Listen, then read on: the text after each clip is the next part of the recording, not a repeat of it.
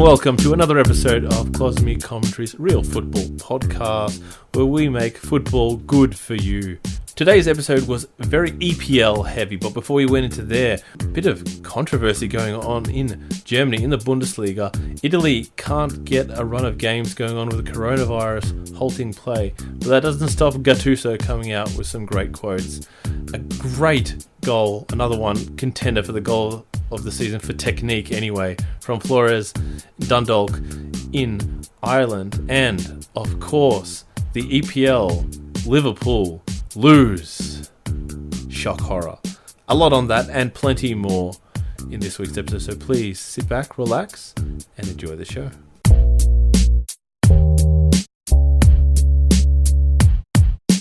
It's been a momentous week in football, Cos, but before we get into that, this momentous week, at least for this season, in the Premier League, I would like to jump into a few stories. Headlines? Because it's going to be very Premier League central theme today. Well, look, I mean, back home in my country, not my country, I'm from Australia, but my country. Back in the motherland of Italy, from where my family's from, there's really not much football being played there, and with the coronavirus, 6 matches got suspended last week, postponed, and going back off that theme from last week, the coronavirus is putting a halt to football. Yeah, well, especially in Italy, and it's pretty boring for me. So, is it worse in Italy? As in, is there more spread in Italy, or it's starting to spread, or is it just they're more on the Well, it's contained mostly to the north, Lombardy and the Veneto regions, but there are cases popping up all over Italy now. Well, I guess what I'm asking is, are they being more careful than other parts of Europe, or is it? Do they have more cases? No, well, they do have more cases in. Okay, especially so it's genuine. It's genuine, but they are definitely taking more measures to try to contain the virus in Italy. Are they the most thing in Europe? Yeah, by far. So they've got the most cases in Europe. I think they're the third most country in the world with the most cases. You got China, with over, I think they're over 90,000. I think South Korea is second. South Korea is second on just under 5,000. So Italy is the biggest outside of Asia. Yeah, Italy have around 1,300 cases at the moment. Oof. And then Iran's fourth. But Italy's the outlier in Europe, definitely, and they're probably going to be bringing it to somewhere near you very soon if you're listening coming to you. Apologies for my somewhere soon. Apologies for my Italian friends. Not just Italian, I mean the rest of the world, but without going too much depth into the coronavirus, the Italian league, though, has, for that reason, because of the timing of the suspensions, all those things, we have a new leader in Serie A. We do have a new leader, Lazio, yes. Lazio is on top. Juventus has one game in hand? The one game in hand, but it is against Inter, so there's no guarantees. This is a very interesting there's time. There's no guarantees I'll win that game, and it is actually a very entertaining season in Serie A. But it's a genuine three horse race. Well, if Inter lose against Juventus, then they're probably a bit further back now. On the topic of Italy, Napoli played Barcelona midweek. They did, actually, in the Champions League. Napoli manager Gattuso came out with a funny quote. I don't know if he actually came out with this quote this week, but at some point in his speeches to his players, he's known for some funny quotes. He says these things. Yeah, he said, he does say I want my teams, when they have the ball, to be beautiful like Brad Pitt. Like Brad Pitt. But when we're defending, I want them to be ugly like me. Yeah. And every time I hear this guy, whenever you quote Gattuso, I just hear him speak in his accent. That's absolutely hilarious. It's a very, very Italian When accent. we have the ball, I wanted them to look like a Brad Pitt. But when we not have the ball, I wanted them to be ugly like me. And, of course, he's saying these things in Italian, but he had a stint in Greece where he had to speak English because he didn't speak Greek. The infamous interview. And that accent is lovely. It's this beautiful thing. Yeah, with, especially it's absolutely it's absolutely fantastic. And some of the great quotes from that interview as well, like I put these players out because no respect to the rules. That's a great quote. It always sounds Greek too. It doesn't discriminate. No, it doesn't. If you don't respect the rules, you're gone. He just discriminates against players who don't put in. But that's okay. But that's fine. But there is a bit of discrimination or a bit of controversy going on in Germany. A very bizarre situation. Yeah, I've just been briefed about this off air just before the show started. Yeah, well, there's more. There is more to it than we're going to go into today. Mm. But for what we are going into today, this got brought to my attention because of a game between Bayern and Hoffenheim. I think it was at Hoffenheim. Yeah, it was at Bayern Hoffenheim. Munich was absolutely cruising, 3-0 at half-time, 6-0 by the 70th minute mark, I think it was. Something like 78th minute. Well, the 78th minute is when there was a bit of controversy and there was some protests going on from the away fans. The Bayern fans. Yeah, they were protesting against the Hoffenheim owner, Dietmar Hopp. 2 P's in that. And part of it is because of a movement. It's sort of like a tradition in German football where there's a 50+1 rule, essentially not allowing anybody to take over a club. The club is owned by the fans.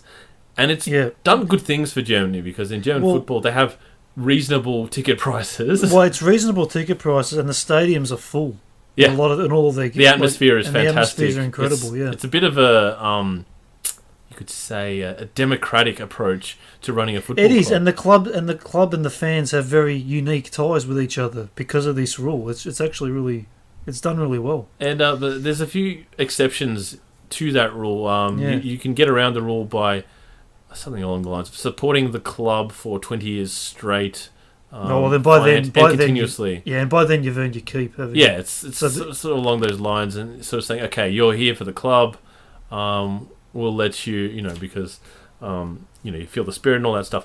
But people are a bit angry at Dietmar Hopp for various reasons. One, because he got around that rule through, I don't know, just most fans of clubs aren't a fan of people who get around that rule. Dortmund's, I believe, got around it. Wolfsburg got around it. Dortmund got around it. Dortmund as well. Oh. Yeah, they've got a different structure in there. They've got like this, but the fans still have, I think, 100% of the voting rights. So part of it is owning the club. Part of it is actually the voting rights. Wolfsburg are sponsored by Volkswagen. Yeah, Volkswagen, and they're really behind the club. So like, no issues that's not there. A thing, yeah. I think Schalke was the other one. No. Bayer Leverkusen. Sorry, Bayer Leverkusen. Yeah. They're owned by Bayer. That's an actual thing. And it's similar to Wolfsburg and Volkswagen. They've got similar ties. Volkswagen, Volkswagen. Volkswagen. Yeah. But people aren't as happy with Hopp, some sort of a German billionaire tech guru. So what's guy. he done? Like, what's the problem here? The main thing is recently there was a ban put into place against Dortmund fans from going to Hoffenheim games for 2 years.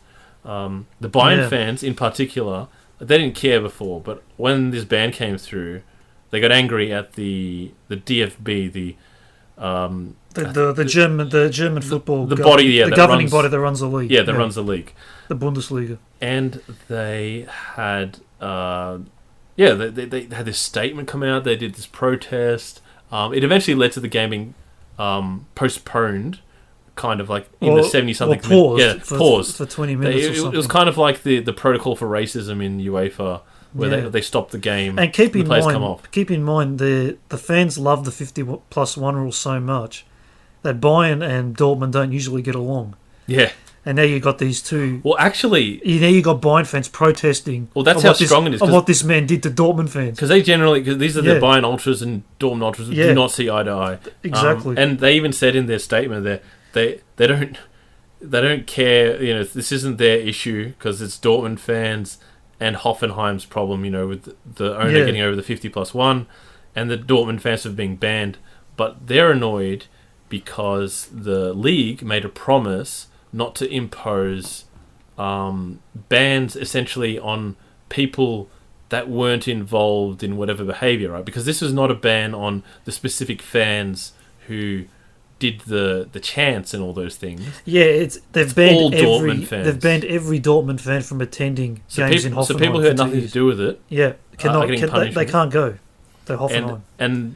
And the DFB made a promise, I think, a few seasons back that they're not going to do things like this, and they've gone back on it now. Yeah. And it seems like, I mean, some people are saying that Dietmar Hopp has the DFB in his back pocket, that he's, that they're looking out for this billionaire buddy of theirs. Well, it's a fair conspiracy, really, to go for. I mean, he is a rich man. He's got a lot of power. Yeah. So it's not so far-fetched that would be the case. But the ultimate result in this game was something quite...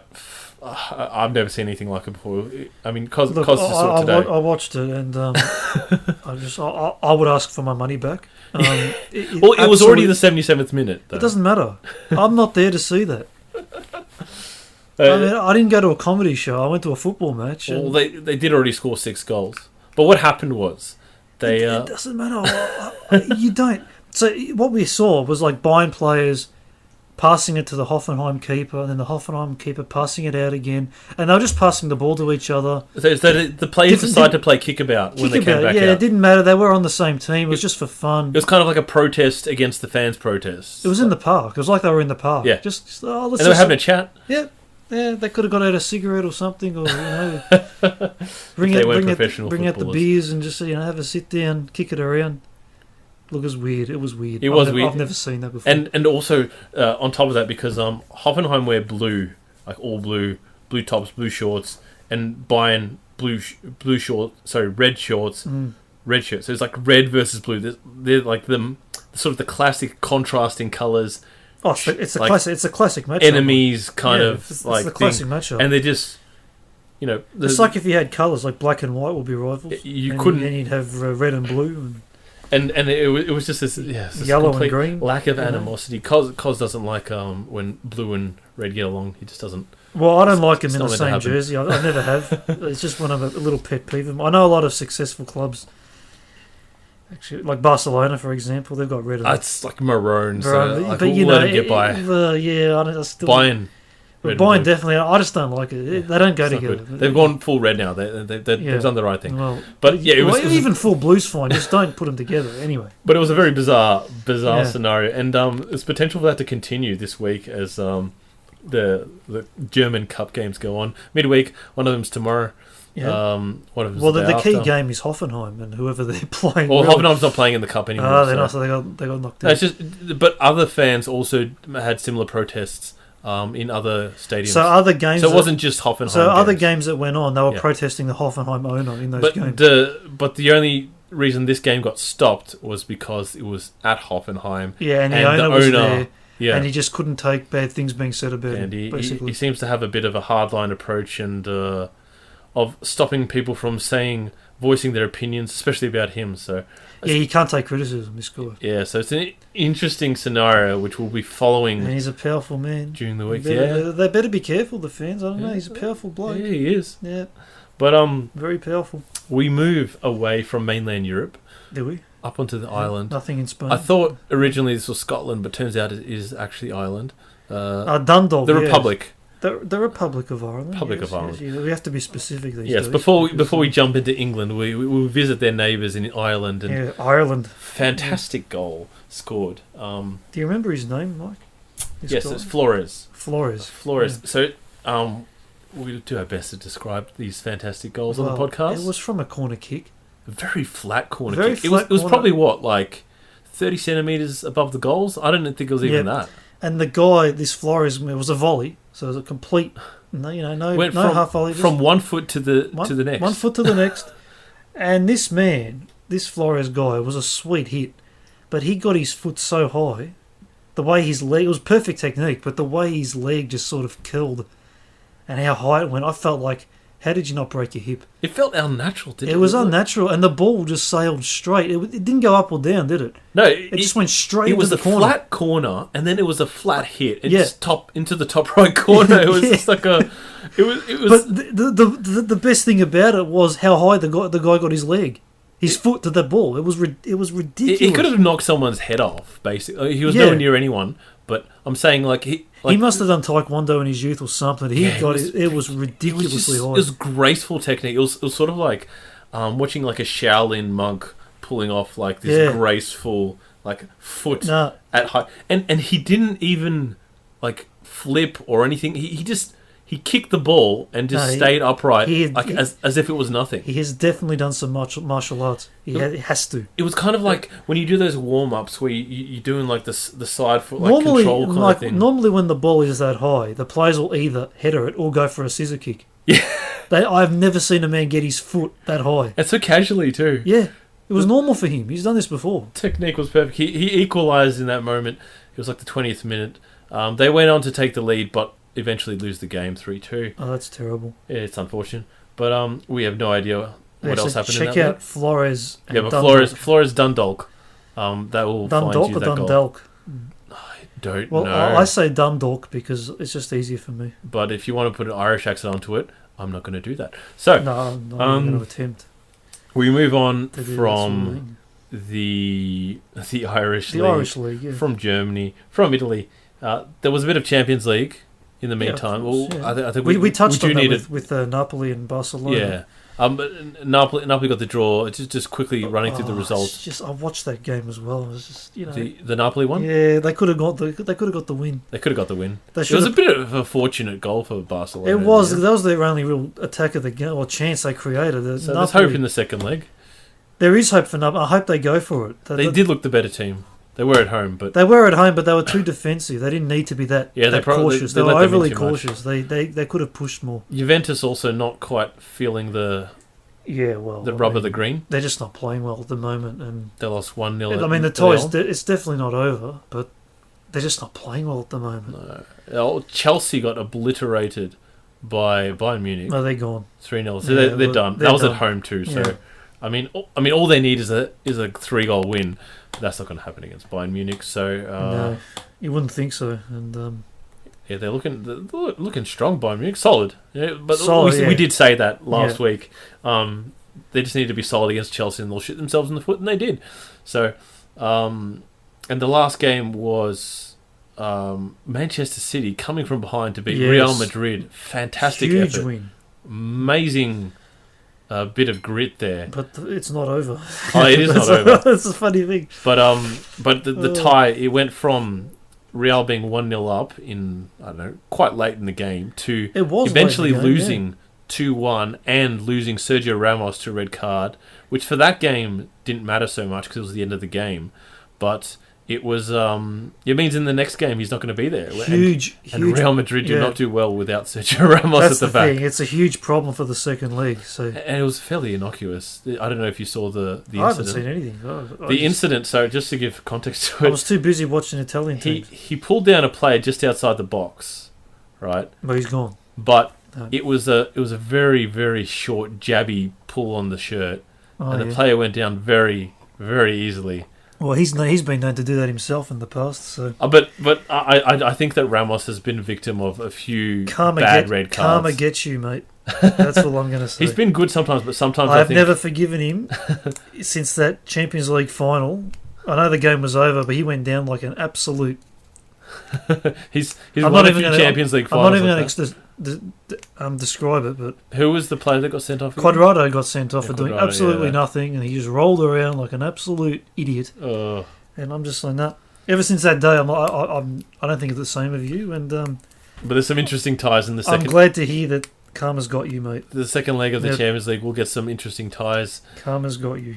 But now we move to the Premier League. Oh, okay. I was hoping it'd take longer. Anyway, what's happening in the Premier League? Do you actually want to take longer? Not really. Good. No. I'm done with that. All right, the Premier League this week. It had some interesting Liverpool lost fixtures. We'll get to that. Yeah, okay. We'll definitely get to that. Yeah. I was hoping for more of a build-up to that, to be honest. But we can. Well, that's out of the way. Liverpool lost, and that's all we have to say. No. We're saying a lot more than that. No, there's going to be much more than that. We're going to dig into that just a little bit. Actually, there were two high-profile. The whole league kind of went topsy-turvy this week because the top. So Liverpool lost, Leicester lost, Man City didn't play. And both Liverpool and Leicester lost to teams in the relegation zone. Yeah, that's true. Leicester lost to Norwich 1-0. Toothless display, no Vardy, no goals. And Liverpool, also a toothless display. Well, that was bad. So many records were... they were bad against West Ham, but this was bad. Were cut down. So we'll get into this now. Yeah. Okay. Well, you mentioned it again. Liverpool lost. I mean, no, because we're going to get into this either way. We have to. I mean, it's got to be done. But so a 44-run unbeaten run that's been stopped. An 18-run win. That's insane. Like 18 wins in a row. Yeah. That's stupid. That is insane. That shouldn't happen. And that, not to mention, there were 17 wins in a row, a draw, and then 18 wins in a row. No, it's incredible form. So that's incredible. 35 wins in 36 games. That's stupid. No one is questioning how good they've been. No one is questioning. And the other run that was broken was 36 games of consecutive scoring goals. You've done well. You've done well to sort of sugarcoat their loss, haven't you? No. I'm saying this is what's been broken after all this. I know what you're doing. And then you're delaying the inevitable. Well, they lost. But Watford. Also, you look at this kind of game, right? They were awesome. And this is a perfect example of why there is no sure thing in betting ever, right? Well, that's the thing. I mean, people could look at this game and go, all right, even if Liverpool were to lose, right? They've scored the last 36 games. Surely they'll score in this one. Okay. They haven't conceded more than 2 goals in like forever. In like 50 games in any competition. Surely they won't. The only time they've done that was against Barcelona. And Watford aren't going to score 3. And there's no way both of those will happen. Yeah. Right? And it's Watford. Watford are in the relegation zone, right? This is everything that you think you know about what's going to happen in this game.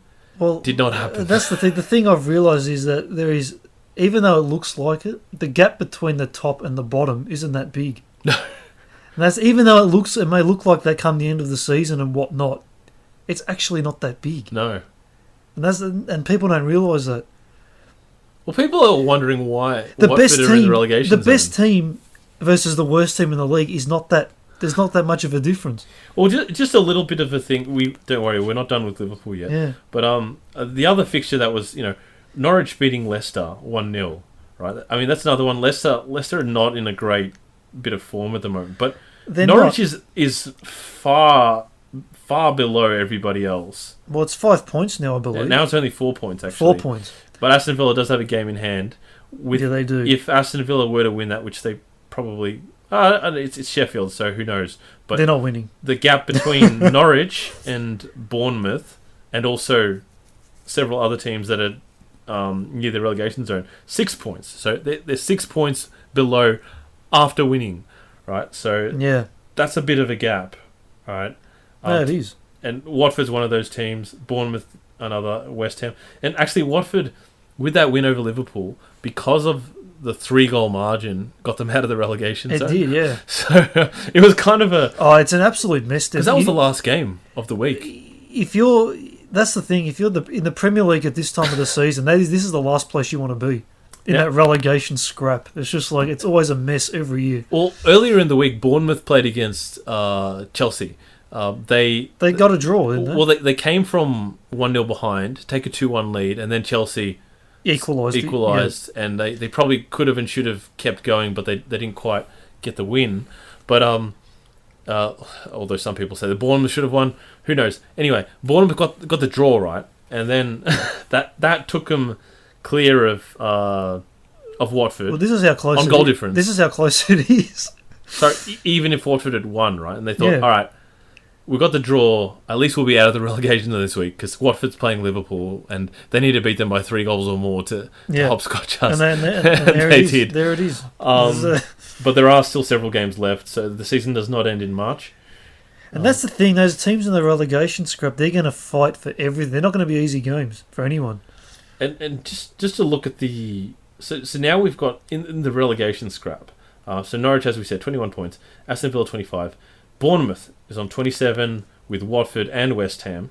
Goal difference only separating them. Brighton on 28. Yeah. Then a bit of a gap to Newcastle. On 32. So Newcastle... Not safe yet. Not safe, but they're not in the worst position they could be. No, they're definitely in a. So they're in that next bracket. They've been drawing so a few far. games. Brighton haven't won for a while, so they're really getting pulled into it. Bournemouth, having been a Premier League mainstay for a while, always close, but you always kind of think, oh, they're improving this season. They're improving, and they kind of have been improving every season, but so is everybody else. It's a strong league. It's a strong league. It's so hard. It's just so difficult. There's just no room to breathe whatsoever. No. Just above Newcastle, there's Southampton, who not that long ago were where Aston Villa is right now. They've been in very good form. Crystal Palace a little above them, and then it just sort of merges together with the rest of the league. Everton 37, Arsenal 37, Burnley 38. Where have Burnley come from? They were in the relegation scrap earlier. Yeah, they just won a handful of games and they're good. They've been good. Burnley, in their last 10 games, have won 4, drawn 2, lost 4. And I think a lot of those games, those wins have been fairly recent. So it's done well for them, obviously. And got them above Arsenal. So well, there you go. Good on them. That's just a point clear. Minus 9 goals to Arsenal, but still above Arsenal. So, and that's mostly to do with the fact that Arsenal have drawn 13 games. But if you just go a little bit further up, we've got this weird mash of teams. Chelsea in 4th, obviously, holding the fort in the official Champions League spots. However, knowing that Manchester City not for long might not be part of the Champions League group next season. 5th spot may be open season. But Manchester United is 3 points shy of Chelsea after Chelsea drew, because Manchester United also drew against Everton. They did. And Wolves now equal on points with Manchester United, 5 goals behind on goal difference. They've got into pole position after coming from... Was it from behind against Tottenham? I can't even remember. It was a 3-2 win at Tottenham. It was at Tottenham. So very good. It was a late winner, I know that much, from Jimenez. And Jose Mourinho says it was unfair, I think, very unfair result, or something along those lines. Well, it probably was. I didn't watch the game, so. That was a huge fixture, and it was just sort of like a... I guess it was an unexpected result, just because, a draw, I could see the draw, but for Wolves to snatch the win was, I guess, okay, it was unexpected. It was a goal for goal, tit for tat affair. Tottenham took the lead twice. They scored the first goal, Wolves equalised, Tottenham scored again just before half time, and then Wolves equalised and took the winner eventually, and Bob's your uncle. Wolves are ahead of Tottenham now by 2 points. It was pretty even in terms of shots. So Wolves they deserve where they are. They deserve to be where they are. 100%. They've earned their spot. But they've been a solid team all season, and they're still doing well in Europe. They are. They're in so many teams usually in Europa League.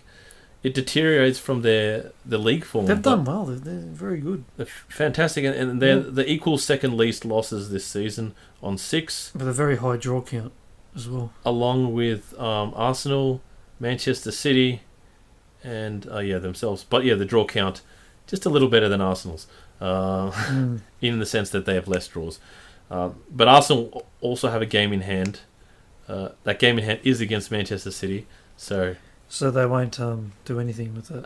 They could, I think City's feeling a bit better now. They got a bit sick for a while, but now they're feeling it again. Probably a little bit more inspired, seeing that Liverpool can be defeated. Yes, that's true. And there is a game coming up, isn't there? Well, between Liverpool and City, yes, it's still a while away. It's probably, I think, late March. Late March, yeah. So we've still got almost a month before that happens. But it's lost all its It's luster, hasn't it, though? Yeah, City and Liverpool. Well, Liverpool's not even... Well, especially They don't have season. an unbeaten run anymore. They're going to win the league. Manchester City probably won't be in Europe next season. Are they going to win the league? They still need 12 points to win the league, and City... We can play this game. And City are in good form now, aren't they? They haven't lost for a while. There's a bit of a smirk on There is a Cos's face smirk. right now. I'm actually seeing a potential scenario here. This is really funny. Look, the only thing... I will acknowledge that Liverpool can go into relegation form from now until the end of the season and still win the league. That's, you know... That's 12 points, assuming... They would have... Assuming City win all their games. Win everything. They would have to lose every game, Liverpool. And absolutely lose. And I can't see that happening, really. And right now... but there is that funny feeling that if Liverpool don't find their form, that this could be extremely funny. And Leicester need to drop just one more game to no longer be able to catch Liverpool. So, well, I'm not worried about Leicester. I'm just saying. So then it's all on City after. It's all on City. You know, because before it was kind of like City might drop points, but then Leicester could keep winning. So I'm just going to put it out there that a funny situation could happen where Liverpool fans could be made to be nervous. Would that be funny though? For me, yes. Okay. However, I'm not expecting them to lose the title, but I'm just putting it out there. This could happen. What is far more likely? It's far more likely that Liverpool will get back into form. And I was actually going to say it's far more likely that Leeds aren't going to get an automatic call. No, that is far more likely, and it will be even funnier if for you. And that's what we do to each other. We just throw the banter around. A little bit of that. Yeah. But yeah, the other like I said, the other big games were Wolves against Tottenham, Manchester United against Everton. Fernandes though for Manchester United. He's been, from all reports, very good. Did you see his goal against Everton? I did not, no. Well, Pickford was a bit... I really should watch the highlights, shouldn't I? I mean, like, you can't watch all the highlights. There's a lot of games to watch. And a lot of life to deal with, so... Yeah. Let's be real, priorities. But, he caught Pickford sort of short at the near post, but it was a good hit. It was just one of those power shots from just outside the box to the near post, but at the same time, Pickford had the entire goal to protect, so it wasn't really the near post because he was quite central, if that makes sense. So, but it was just drilled into the bottom corner. Oh, beautiful! Yeah. And bottom corner as well. I like that. Bottom corner's nice. Calvert-Lewin scoring for Everton to equalise for them. Actually, sorry, not to equalise. I can't remember who scored first. I'm sorry. I should know these things. But either way, the game ended 1-1. I don't. It was even. It was an even game, and it's just thrown up this real hope, I guess. I mean, realistically, hope Everton aren't in the race. Oh look, Everton fans should just be happy they're not in the relegation zone. Look, no. I think they should be more happy they have Carlo Ancelotti at the helm. And that is an amazing. That is the greatest signing, and they're going to be strong next season. I feel. Well, you'd hope so. You would very much hope so. Oh, he's getting the best out of them. They're becoming a bit more solid at the back. It's a tough league, so the change in form is significant. Oh yeah, they've been really hard to beat, which you can't say for that earlier in the season with 11 losses. 100%. That is just something. Ugh. Beautiful stuff with Everton. They've only lost 2 of their last 10. So when are we going to talk about Liverpool? So obviously we're not done with that. All right, let's just dig into this game a little bit more, right? Because which game? The Watford 3 Liverpool 0 game. Yeah. A lot of people are looking at this game and trying to make all sorts of conclusions about it, right? Yeah. My friend Cosme... I'll be real here. I'm not going to... I'll give credit where it's due. I'll be truthful when it's due. Yeah, truth. I'll be truthful when it's due. I'll send out some banter as well, but I will be honest. Bring it on. So I'm a Leeds fan, so I won't win. But all right. I'll be truthful. What happened? I mean, 3-0. We saw they were terrible against West Ham, and all right. They didn't change really. We'll do pure stats, right? Because normally this season Liverpool when they don't do well, they still get across the line. But they're generally, on the stats, not outplayed. In this game, that was not the case. 14 shots, not for Liverpool, for Watford. That's unusual. 1 shot on target for Liverpool. That hasn't happened this season under Klopp. So Okay. that's a first. Only 7 shots overall, 5 shots on target for Watford, despite only having 29% possession. Cos and I aren't really big on the possession stat. The only thing it reflects is the style of play. It doesn't reflect how good the team was on the day. Clearly, the shots, though, usually tell the story, and Watford were way on top in this game. Oh, they were 100%. And I think their record signing, Sarr, and I'm just trying to get his first name because I think it was like an Italian sounding one. Was it really? No, wrong. Ismaila. I thought it was Emiliano, but Ismaila Sarr. Oh, he killed it. He killed. People were pulling out all these stats for this one. Ismaila, the Italian Ismaila. Oh. Anyway, they were pulling out all these stats saying this is the first time a player has had 3 goal contributions in a game against Liverpool away from, I don't know, you know how they make those stats up where they just, they put all these qualifiers on it that in this particular scenario of this particular day. It's made to sound absolutely epic. That's what it is. That's what it's designed on top to of it, the first time someone has had 3 goal contributions in a game in the Premier League on a leap day. On a leap day? On a leap day. No, that's amazing. That is amazing. He's going to have to wait 4 years to remember this moment. That is history making. That is unbelievable. But he had a killer game. Credit to him. He ripped him. He did. For pay. Yeah. The first goal he scored was a tap in. Some great work from. I'm sorry, the name escapes me. Troy Deeney? No, Troy Deeney. He's the only man I know on that team. Actually, no, that was actually Troy Deeney for the first goal. Basically a tap-in sort of... And his second goal was pretty good. The second goal was a brilliant through ball. Which one was the one when Alisson came out and he just chipped... He just pretty much passed the ball in the net? Yeah, that was the second one. That was Deeney, Yeah, but no, that wasn't the Deeney setup. Deeney scored the goal. Oh, right. Deeney's goal. All right. Yeah. No, because there were obviously 3 goals. The second goal, which Sarr scored... was a through ball. It was just this brilliantly timed through ball. He timed his run perfectly. The ball went past, I don't know, two or three defenders, Liverpool defenders, Van Dijk, Robertson, and I think Lovren. And he just ran clear of them, like with his pace, raw pace, got past them, 1-on-1 with Alisson, and just sort of like, it was one of those classic break-free goals. Break-free, and he finished it beautifully as well. And I was thinking, all right, like Alisson... Like, we need, like, Alisson to pull this off and for the striker to stuff up. And, like, you thought that Alisson had him, and then he just got I was just like, whoa. That was nice. It was a good finish, yeah. And I'm not feeling it today. Like, I don't think Liverpool's going to come back from it. I was meaning to ask you this, and I thought I'd say... At what point did I feel... At what point did you feel like that you knew that we're going to lose? 3-0. At 3. That's when I knew. That's when I knew. So I watched this game delayed. What right? minute did they score the third goal? Just out of thing. Well, I think it was. It was pretty early. No. The third goal was pretty late, actually. Yeah, I think it was past the... No, it wasn't even that late. It was the 72nd minute. So okay. There was still time. So at that point, but at 3-0, I thought there's a good chance. It wasn't even we're going to lose this game. It was there's a good chance we're going to lose this game. Oh, so you didn't even... You thought they could scrape a draw from that? They could.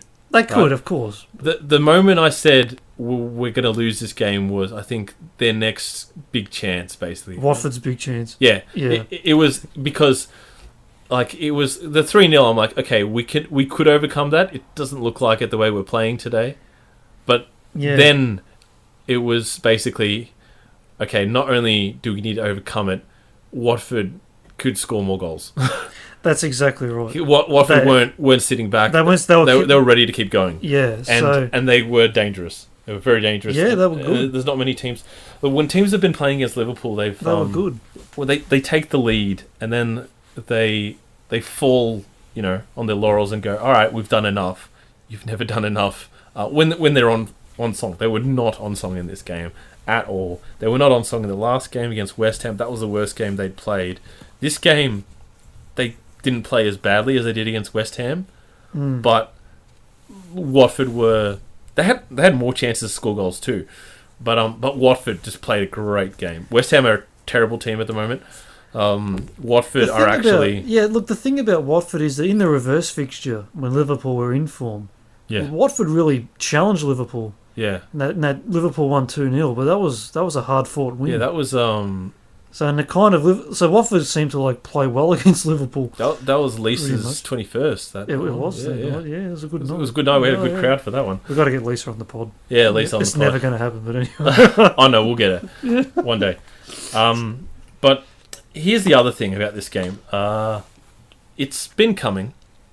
I've denied, the signs, but they've been here since the winter break. Yeah, there's a few theories of how this happened. Right? Well, some are saying it's a blip. Well, I've heard that it's because Klopp sent them on a week-long holiday. To relax, basically, and maybe they relaxed. Well, that's my theory. And they relaxed a little bit too much, maybe. They went to luxurious resorts. And here are the other theories. Drinking martinis and getting girls, I don't know. Different people, different places. Of course. Someone drinking martinis, someone drinking beers. Of course. Vodka shots. But Salah not drinking anything, I would imagine. I don't think he drank anything. But still living it up. Of course. I feel like it was some hot place. Yeah. Hot places. Cold places. But not cold places. No cold places. And Milner was just chilling with the under-23s at the FA Cup game. Yeah, what a role model. What a legend. To support the youngsters. And his rehab. Yeah. But some people, think it's just a blip. Some people just, aren't think. I think the form has dipped since the break. Oh no, that's definite. It's definite. It's been a definite change. Because they played some really good games before then. After that, no, they were exceptional before the break. When you think about it, the 4-0 win at Leicester, and defeating Wolves twice. 4-0 at Southampton. What? At Southampton, not Leicester. No, Liverpool winning 4-0 at Leicester. At Leicester, that was way a bit further back. No, I'm just saying. Yeah. The form they were in, where they beat United, they beat Leicester, they beat Wolves twice, one away from home, which is incredibly hard to do. Yeah, those were exceptional. The home one was actually a closer result. But the away one to go to Wolves was a great performance. Yeah, to go to Wolves and win there, that's 2-0. That's that was sublime. And so they've been exceptional before the break. So there's been a definite change. Yeah. Since then, they beat Norwich. They scraped through with a 1-0 victory. And look, I think it's a blip. There's no doubt the form's gone down, but I do think they can get back into it. Oh, yeah. I'm not going to say they're not going to. But I feel like before this game, the players felt, we'll hit it. We'll get back into it. They're almost too relaxed now. It's like, I think after this game, they felt it. Well, they would have definitely felt something. They're going to have to respond. And you wouldn't have... I watched Klopp's press conference after this game, and you could just hear it in his voice. He's like it was a bit... I felt similar. I was a bit choked up. I was thinking... it didn't occur to me that Liverpool could lose in the Premier League until about the 75th minute of that game. I've been there with Juventus, actually. And they actually had the undefeated season. They did have the undefeated season. Funnily enough, that team wasn't as good as the team in the seasons after that. Yeah, which often happens. But you need I know the feeling, Mike. When Juventus just dominate a season, it's like, well, we're not going to lose. It's just not going to happen. It's just not happening. But I know in that manner as well, 3-0.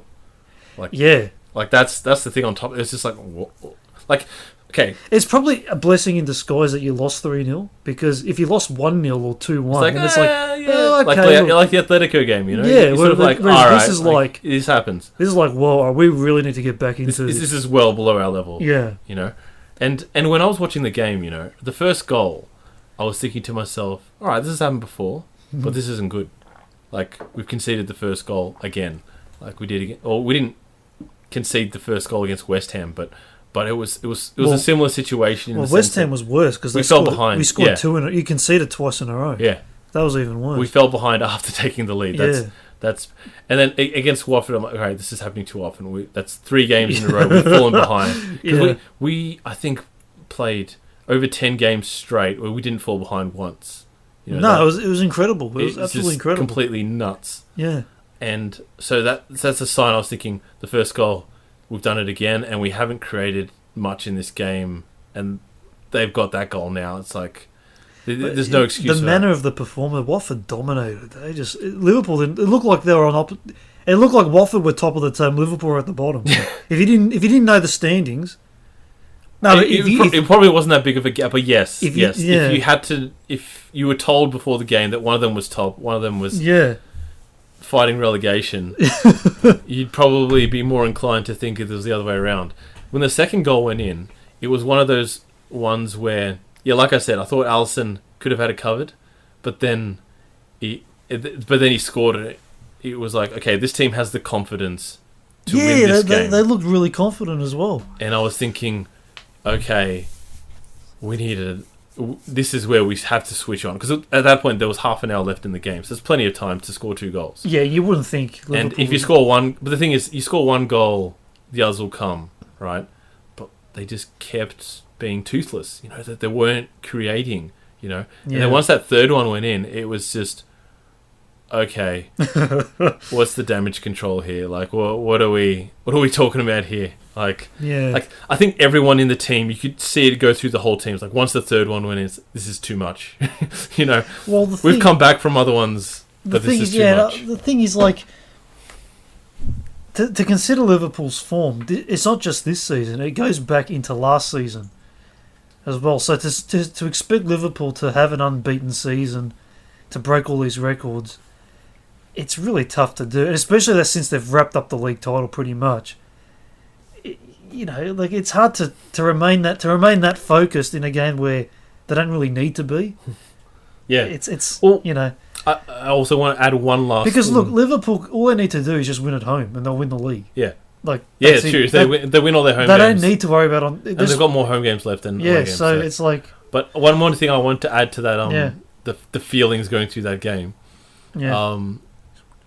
After the 2 goals, right, my brain was still in the mode of not, Liverpool can prevent defeat. That, like, how are we going to win this game? Like, that's what was going through my... It wasn't oh, wait, this is going to be tough now. Like, if we can get a draw, this will be great. In my mind was, how do we win from here? It wasn't... The draw wasn't part of the equation, After 2 goals in the 60th minute. I know that feeling, Mike. Going for Juventus. I understand. Well, Juventus didn't win that many in a row, though. No, they didn't, but it's the fact that they don't lose. That's the whole thing. It was just... They don't lose. And in my head, I was thinking, ooh, the excitement of this game, like the chase of coming from behind from 2 goals down. And that didn't work out. This is exciting, like something new to watch. Like, how are they going to do it this time? It's like watching. When you watch a movie, and one of the main characters is just like he's going to be there, and then they just die, and then you go, oh no, he didn't die. He'll be back. Somewhere. Is that Oh, that's what happened in that game. Yeah. And I think you could see it. Sorry, I've completely sort of cut you off with it. I'm in my my fan zone, but I think it's hit the Liverpool. I think the Liverpool players were thinking the exact same thing. All the other results that happened, that West Ham game, they should have lost. The Atletico game, they just they weren't overly bad. They weren't overly bad. No, but it was the toothlessness was a sign. Because normally they would have broken through. Yeah, but look, that's Atletico. I know it's Atletico, but Atletico haven't been defending that well this season, and they didn't defend that well in that game to warrant us. Oh, they were good. Of course they were good. They have to be good, but Liverpool have come up against that before this season, and they. No, look, I honestly believe if Liverpool started the game on point, and Atletico didn't get that early goal, Liverpool would have broken them down. I don't think they would have. The way they've been playing, that's the thing. Well, the way they played in that Atletico game, they were the better side. But they weren't creating... Yeah, because chances. Atletico didn't need to push forward either. But the thing, right, when Liverpool have been at their best this season, that's when they're at their best, when a team is just sitting like that. Because then they can just go for without any, this release the chain. Oh, no, absolutely. And they can go at them. And the thing is, but this when a team sits back like that, right? People think, oh yeah, they've got heaps of players back. It's impossible to break through. But it also means that it invites pressure, and all you need is a shot deflected. If you keep shooting into the box, you're right. Liverpool did nothing of that, and usually they would have. They would have had shots going in. They would have had players just overloading and just making the right runs. But the rhythm got knocked out. Yeah. And this winter break, I believe, the reason that Liverpool have lost this game finally is the rhythm was broken, and I think them going on holiday did relax them a little bit too much. Yeah. Because, think of it, right? Well, the league's pretty much wrapped up. Yeah, so they're in their heads like, we've won this thing. They're probably... it's very hard. But it's not a complacency thing. It's not like they think, oh yeah, we've got this wrapped up. It's just... They've just been on such a high level, on such a high tempo. They're just wired in. Their focus has been... This is Klopp's thing, he gets the focus. And one person made a theory on the internet that they play better when they just have games continuously and they don't have anywhere to run, basically. They just... Because it keeps their rhythm. And Klopp always talks about rhythm. He talks about, we haven't played this player because he hasn't got his rhythm yet. He's still getting a feel for the team. That's a fair theory. He always gives players new signings 3, 4, 5 months before they really get integrated into the first team. Fabinho didn't play, I don't think, at all for the first 2 or 3 months. Wow. Okay. Right. So that's just his thing. That's what he does. Oxlade-Chamberlain as well. Yeah. He took 2-3 months before... he started playing and then he got injured in true Ox fashion. But it's rhythm, and they were definitely out of rhythm here. And really, the thing that was hurting them the most in all the games they've played so far is the attack just not quite clicking. And that affects the defence because Liverpool defend from the front. They're attacking players. They don't give away stupid possession. They don't take shots that will compromise. That's correct. They've been exceptional this season. The whole team, really. And now in the last few games against West Ham, especially, and Watford, they've just been they've been closing down players a bit aimlessly, just trying to force things that aren't there. Their passes they've been trying to make have been passes that aren't quite there as well, and they're just trying to force the tempo where it's just not the right option. Before, they were always making the right decisions. Yeah. In these games, they were making... This is the example of where I say the top team and the bottom team is never that big a gap. No. As soon as you start going away from your game, you're going to lose. Yeah. You're not that far ahead. Still, just a little bit you're far ahead because you've won every game, but you're actually not that far ahead in terms of level of performance. Exactly. And the talent is there for all these teams. They just need to click. And not all these teams click too well. That's exactly right. I know Crystal Palace has got definite issues with consistency because the players don't click. If they click, then they've beaten Manchester City many times. They cause Liverpool all sorts of problems. Yeah, they're giant killers. The top teams. They're giant killers, Crystal Palace. And this Sheffield United team, who is, they've been incredible. Who's a genuine contender to play Champions League football next season. That is absolutely nuts. No, just the fact that they're even in that conversation is incredible. They are, for a promoted side, with a game in hand, they are 5 points off fourth, and 2 points off fifth, which at this stage is a Champions League spot. And how many goals have they conceded? They've conceded. This is not the right app for that, but they have. Okay, hold on. 13, 25. That's incredible. That is absolutely incredible for a promoted side. It's something special. We've banged on about Sheffield on this podcast many weeks, and we're just going to do it again. They're exceptional. I just have come across an incredible fact that Liverpool, after conceding those 3 goals, have still only conceded 9 away goals this season. Yes. Yeah, well, they conceded less away than they have at home, but yeah. Well, look, it's one of those games. They also scored a lot less. I do believe they'll get back into form, and They will, but they needed that shake-up, and I think... I believe it's a blessing in disguise. Well, tomorrow morning they play Chelsea in the FA Cup. They do, but I'm not worried about the FA Cup. When I woke up in the morning to see the Liverpool result, my first question was, I usually check the scores, and I thought, all right, how much have Liverpool won by today? And then I look at the score, I'm like, 3-0, yeah. And I put the phone down, I'm like, hang on a minute, Liverpool are away. And the 3 came first, because when you're half asleep, Yeah. And I go back, I'm like, Watford won 3-0. Is this typo? Whoa. Typo. Definitely typo. Well, then I checked the highlights because I'm like, well, I have to see this. And I'm like, wow, Watford really did win 3-0. I'm like... I'm thinking of Aussie watching this game. I saw so when's VAR going to kick in and disallow the goal? No, because I saw... Liverpool won 3-0, what? on the One Football app, it had Watford 3-0. I'm like, okay. Then a YouTube said Watford 3-0. I'm like, all right. Consistency. Yeah, okay. All right. Then I watched the highlights. I didn't believe it until I actually watched the highlights. And you had to wait until the goal was not disallowed by VAR. Yeah, I had to watch. I watched the whole thing. I'm like, wow. And Liverpool were bad. They didn't really have many highlights. No, they didn't. So that's been their main thorn. They've scored 4 goals in the last 4 games since the winter break, and 3 of them came against West Ham. So, and the other one was against Norwich. So who leaked goals left, right, and centre. Although they did keep a clean sheet against Leicester. Good on them. But they did. There's not many of those for Norwich this season. But look, that's really been the talk of the week. Next week, Liverpool have a go. Well, they're playing Bournemouth at home. They are, and arguably Bournemouth is the worst side in the Premier League right now. Certainly in terms of form, they are 2 wins. Actually, Brighton's a close second. Although Brighton's at least been drawing games. Bournemouth have lost 6 of their last 10, won only 2, and they've just been struggling for everything, any rhythm whatsoever.